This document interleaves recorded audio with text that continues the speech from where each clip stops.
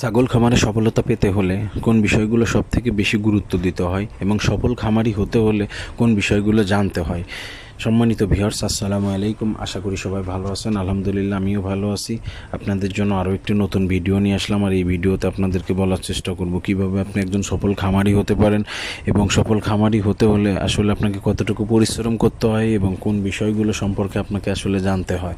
পুরো ভিডিওটা দেখলে ইনশাল্লাহ বুঝতে পারবেন। আমার চ্যানেলে যারা নতুন, অবশ্যই আমার চ্যানেলটি সাবস্ক্রাইব করে বেল আইকনটি বাজিয়ে দিবেন এবং ছাগল লালন পালন পরিচর্যা সম্পর্কে যদি কোনো তথ্য জানার থাকে অবশ্যই আমাকে কমেন্ট করবেন।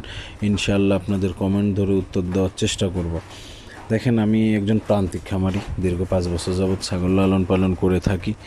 আর এই ছাগল লালন পালন করা থেকে আসলে যতটুকু শিখতে পারছি আমি নিজে এখনও শেখার চেষ্টা করি। অনেকেরই ভিডিও দেখি, অনেক খামারি ভাইদের সঙ্গে কথা বলি।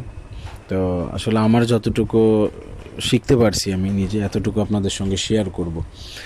আমরা অনেকে কিন্তু আসলে ইউটিউব, ফেসবুকে দেখে অনেক ভাই বোনেরা ছাগলের খামার করে স্বাবলম্বী হয়েছে। তো এটা দেখে কিন্তু আমরা অনেকে উদ্বুদ্ধ হই বা চেষ্টা করি যে ছাগল খামার করব, বা অনেকে ছাগল খামার শুরু করছি বা অনেকে ভাবতেছি। তো বিষয় হলো যে অনেকে ছাগল খামার করে কিন্তু বন্ধও করে দিছি।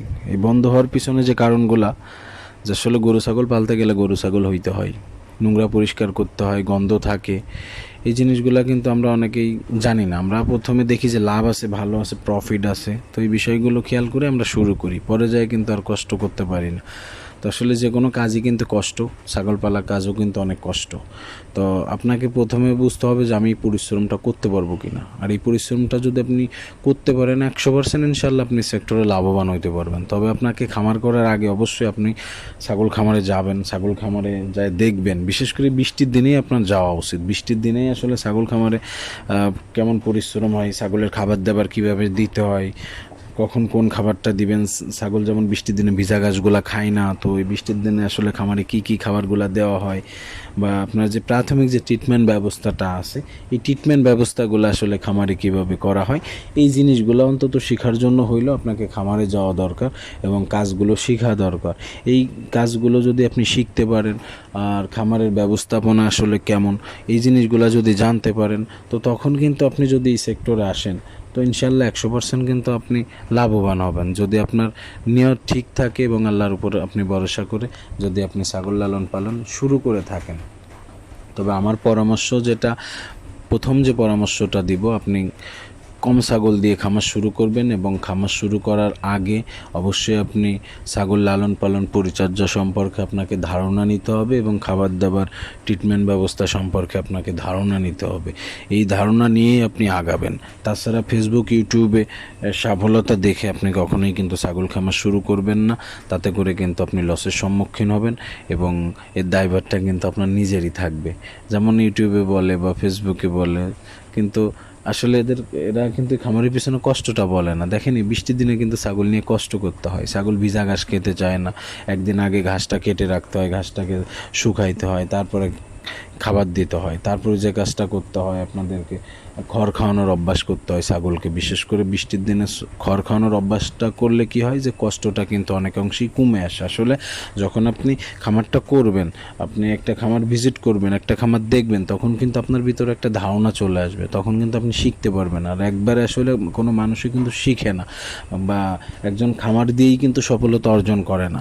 আমি নিজে আমার খামারে কিন্তু অনেকবার অনেক ছাগল মারা গেছে, যদি বলি আমার ভুলের কারণে, বা আমি জানতাম না এই কারণে। তো খামারে কিন্তু ছাগল মারা যায়। ছাগলের কিন্তু রোগ হলে ছাগল সময় খুব কম দেয়।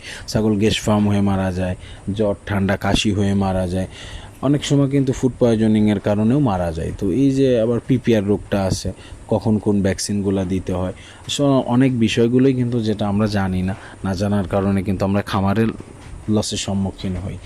আর এই বিষয়গুলো আমাদেরকে আগে জানতে হবে।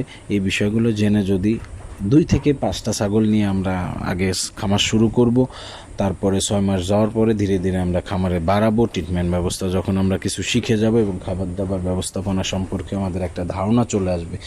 আর অনেকে চাচ্ছেন যে যদি মা ছাগল লালন পালন না করে আপনারা খাসি ছাগল লালন পালন করতে চান, তো সেই ক্ষেত্রে আপনারা যেটা করবেন, খাসি ছাগল মোটামুটি 6-7 মাস বা 8 মাস বয়স হয়েছে এরকম খাসি ছাগলগুলা স্বাস্থ্য খারাপ দেখে কিনতে পারেন। কেনার পরে এর লালন পালন সুন্দর করে যদি করতে পারেন, স্বাস্থ্যটাকে ভালো বানাইতে পারেন, তো আপনারা সেখান থেকেও কিন্তু একটা ছাগল থেকে মাসে আপনি 1,500 থেকে 2,000 টাকা কিন্তু অনায়াসে কিন্তু আর্নিং করতে পারবেন। বছর শেষে না হইলেও একটা ছাগল থেকে আপনি কিন্তু 15,000 টাকার মতো আর্নিং করতে পারবেন, খরচ বরচ বাদ দিয়ে, মানে 12 থেকে 15,000 টাকা। তো 10টা ছাগল যদি আপনি খাসি ছাগল পালেন, তো 1 লক্ষ টাকা কিন্তু অনায়াসে ইনকাম করা যাবে আলহামদুলিল্লাহ। তো যে কাজটাই আপনি করতে চাচ্ছেন, যে আপনি যদি চান যে আপনি ছাগল লালন পালন করবেন, আগে আপনি এর কষ্ট সম্পর্কে ধারণা নেবেন, আগে আপনি শিখবেন, তো তারপরে কিন্তু আপনি এই সেক্টরে আসবেন। কখনোই না জেনে বুঝে কিন্তু এই সেক্টরে আসবেন না, কারণ না জেনে বুঝে আসার কারণে কিন্তু অনেক খামার বন্ধ হয়ে গেছে, অনেক ভাই বোনেরা কিন্তু লসের সম্মুখীন হয়েছে, কারণ তাদের ধারণা ছিল না, তারা কিন্তু কাজটাকে শেখে নাই। অনেকে ছাগল মারা গেছে, বলছে যে না ছাগল লালন পালন করা আসলে অনেক লস, কারণ সঠিক সময় কৃমিনাশক করাইতে পারে নাই, সঠিক সময় আপনার ট্রিটমেন্টগুলো করতে পারে নাই, ভ্যাকসিনগুলো করাইতে পারে নাই। তো এই জন্য যারা আপনারা চাচ্ছেন যে ছাগল লালন পালন করবেন, আমিও বলবো অবশ্যই করেন, তবে আপনার এই বিষয়গুলোকে খেয়াল রেখে এই সেক্টরে আসবেন। এবং আপনাকে কিন্তু পরিশ্রমী হইতে হবে ভাই। আপনি যদি পরিশ্রমী না হন, তো আপনি কিন্তু এই সেক্টরে কখনোই লাভবান হতে পারবেন না, কারণ কষ্ট করতে হবে, কষ্ট ছাড়া কিন্তু কখনোই কোনো কিছু হইতো না। বিশেষ করে বৃষ্টির সিজনে সব থেকে বেশি কষ্ট করতে হয়।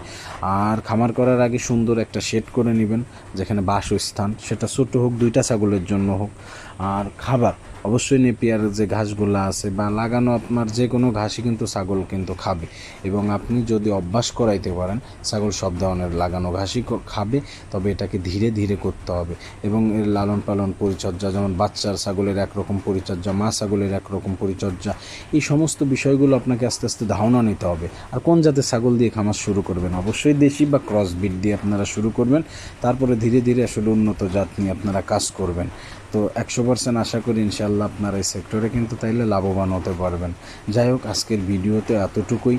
যদি ভালো লাগে অবশ্যই লাইক কমেন্ট শেয়ার করবেন, এবং ছাগল লালন পালন পরিচর্যা সম্পর্কে যদি কোনো তথ্য জানার থাকে অবশ্যই আমাকে কমেন্ট করবেন। ইনশাআল্লাহ আপনাদের কমেন্টের উত্তর দেওয়ার চেষ্টা করব। অবশ্যই আমার চ্যানেলটি সাবস্ক্রাইব করে বেল আইকনটি বাজিয়ে দেবেন, এবং আমার জন্য দোয়া করবেন, আমার খামারের জন্য দোয়া করবেন, আর আমি যেন আপনাদেরকে নতুন নতুন ভিডিও দিয়ে হেল্প করতে পারি, এই জন্য অবশ্যই দোয়া করবেন। আসসালামু আলাইকুম।